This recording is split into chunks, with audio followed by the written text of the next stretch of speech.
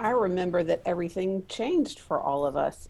At the tranquil grounds of the North Carolina Arboretum, it's hard to fathom that it's been 20 years since one of News 13's darkest days. A flowering dogwood tree is a tribute to our late morning anchor, Mimi Paige. She was one of those people that when you were around her, you felt better. She made you happy. She had one of those welcoming faces. Welcome back to News 13 this morning. I'm sorry, but my dog has now a new habit. Mimi simply lit up the room, especially our newsroom. She had such great positivity. Her laugh was infectious. Everybody knew about her love for animals. She loved Western North Carolina. I don't know if another opportunity had come along for her, whether or not she would have ever left Western North Carolina. It was really her happy place. She connected whether you worked with her or watched her on TV, and her booming laugh is still with us. Her laugh was like, was kind of like an uninhibited explosion of joy. Hi, I'm Mimi Paige. If you want to have as much fun as I do, then stay with us because Pet Pals is coming up next. Along with the joy, we remember the profound sadness of December 15th, 2000. That morning, co-workers were worried that Mimi didn't arrive at work. Reporter Amy Davis was called in. There's been a really bad accident involving an 18-wheeler and a car. We believe a fatal accident, and we need you to go out and cover it. Authorities later confirmed the victim was Mary Alice Goldsby. That's the first day many of us learned Mary Alice was Mimi's real name. We interrupt this program to bring you a News 13 special report. Former news director Tom Lobig says it's seared in his memory. I remember that as vividly today as that morning. Heather Childers delivered the news. We are sad to report that we have lost one of our colleagues in a tragic accident.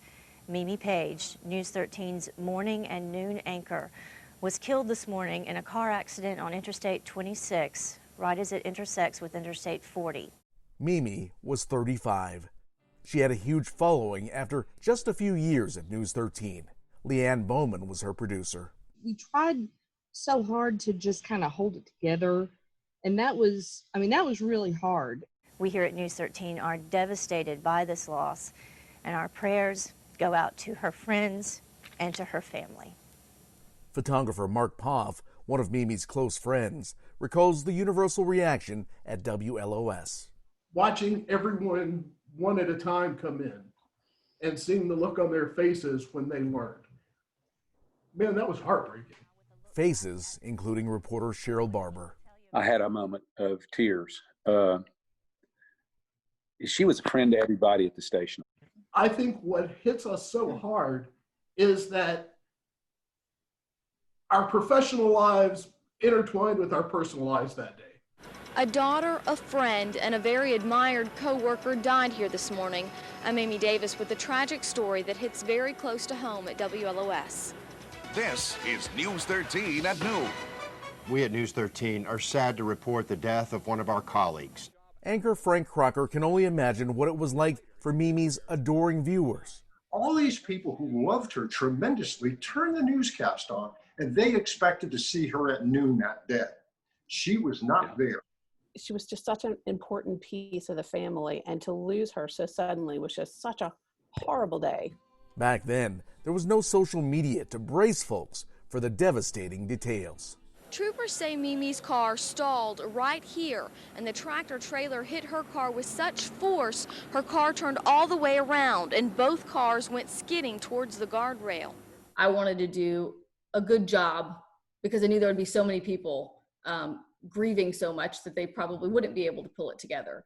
Well, many viewers told me they appreciated Mimi's presence on the air. She was a warm and friendly person to watch, and her fellow workers say the person you saw on the air was the person who would greet you with a smile. News 13 director Gene Burns shared those early morning hours with the crew that produces the newscast. She never met a stranger. There was no one that she could not talk with. It didn't matter. It could have been a president. It could have been just a homeless person. She treated everybody the same, I told somebody this morning one of the great things about having her on the morning shift is you need that spark plug, that little zap of energy to get everybody cranked up, because we're getting up so early in the morning and you're not used to that. It can be a real chore, but it was such a pleasure to work with her. And all those folks at home had to have just been shocked and heartbroken. And it just transcended the station. Remember, they put flowers all over her desk. Her desk was covered in flowers.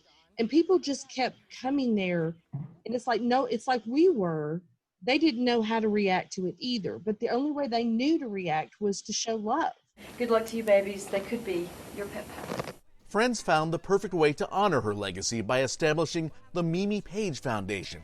For close to a decade, the nonprofit promoted responsible pet ownership and led the charge in drastically reducing unnecessary euthanasia.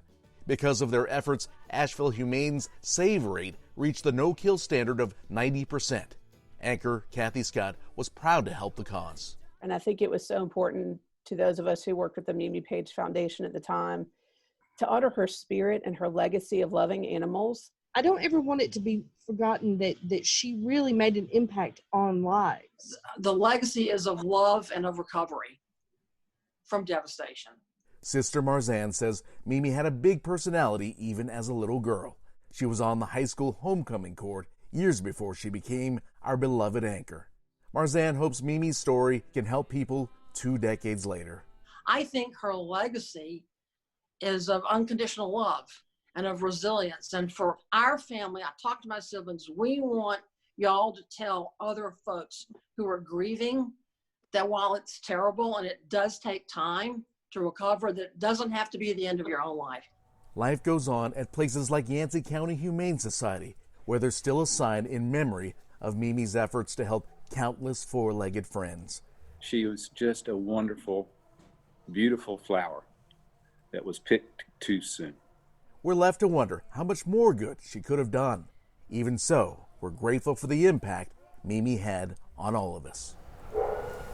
John Lee, News 13.